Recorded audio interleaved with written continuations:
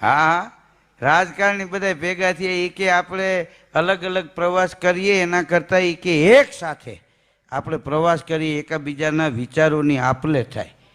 એક luxury bus ભાડે કરી લ્યો, બિલ મૂકી દેશું. તો એસી ઓલવો બસ ભાડે કરી બોલો, અને માપ બારા જભા પહેર્યા. જભો એ વસ્તુ એવી છે કે 2 ઇંચ લાંબો હોય તો ખબર ન પડે, 2 ઇંચ ટૂંકો હોય તો ખબર ન પડે. હા, રાજકારણી ભાઈ ઓલવો બસ ભાડે કરી અને ફરવા નીકળ્યા.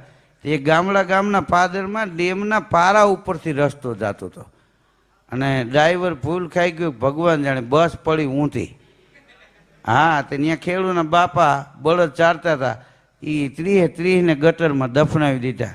પત્રકારો આવ્યા, મીડિયાવાળા આવ્યા ને એ કે એક નાની ગાડીમાં એક્સિડન્ટ થાય તો એ કે 5 વ્યક્તિમાંથી એકાદ 2 બચી જાય. આ 30 હતા, બધા એક બાયરે ગુજરી જાય એમ કેમ બને? અહીં કોણ હતું?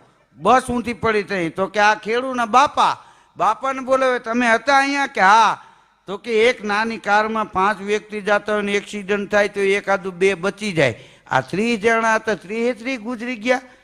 એ મગજમાં નથી બેતું કે એમ તો સાહેબ એ મેં જ ડાયટા અમુક કહેતા હતા કે અમે મર્યા નથી, અમે જીવીએ છીએ. પણ મને એમ થયું કે રાજકારણી છે, કદાચ ખોટું બોલતા હોય. હા, એ કે અમે મર્યા નથી. હવે કે તું તો ખોટી ન છો, તો પાવડાને બુજરાતી માં દાટી દેતા. તું કે 60માં કોઈ દી હાસુ રોયો નથી.